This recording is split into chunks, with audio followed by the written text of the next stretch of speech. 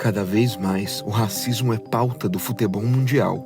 Os casos sempre existiram, mas estão ganhando maior repercussão e sendo denunciados ao mundo todo.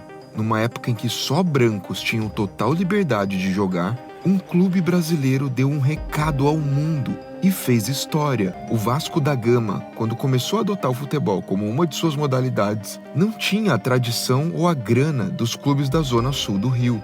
Exatamente por isso, montou suas primeiras equipes com jogadores de classes menos privilegiadas. O time foi campeão da 2ª divisão em 1922, com craques operários, pintores, faxineiros. Assim, assegurou o direito de disputar no ano seguinte a 1ª divisão ao lado de outros times como América, Botafogo, Flamengo e Fluminense. E não é que o Vasco foi campeão?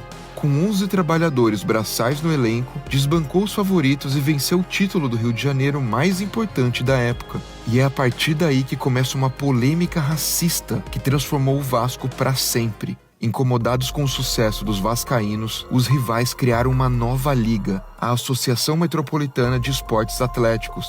A condição que deram para o Vasco poder participar dessa liga era a exclusão de 12 jogadores que, de acordo com os cartolas, não apresentavam condições sociais apropriadas para o convívio esportivo. A diretoria do Vasco, que já havia feito história em ter o primeiro presidente negro do Brasil em 1904, decidiu que não integraria essa liga, pois manteria seus jogadores negros e pobres no elenco. O Vasco abdicou de manter seu posto entre os clubes grandes por conta de seus princípios. Assim, voltou a jogar com clubes pequenos do Rio e, por essa atitude, ganhou simpatia de muitos torcedores da massa. Muitos pesquisadores dizem que foi a Ponte Preta a primeira a ter um jogador negro no elenco. Outros apontam o Bangu, e há também quem acredite que foi o próprio Vasco.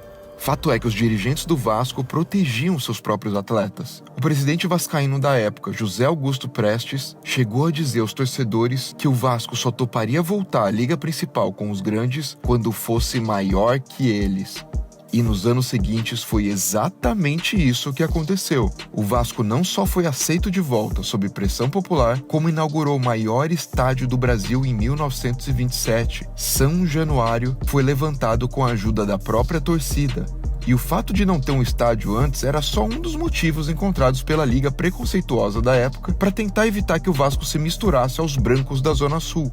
O Vasco da Gama foi gigante, e essa sua história está marcada para sempre. Boa parte da torcida vascaína entende a essência do Cruz Maltino e demonstra isso nas arquibancadas. Não é difícil encontrar menções aos camisas negras, como eram chamados os jogadores do Vasco na época em que o clube mais sofreu com o racismo. Na Libertadores de 2018, torcedores do Vasco relataram ter recebido gritos racistas da torcida do Racing, na Argentina. No jogo de volta em São Januário, o time entrou em campo com a torcida cantando uma das suas músicas que enaltecem a luta histórica do Vasco contra o racismo.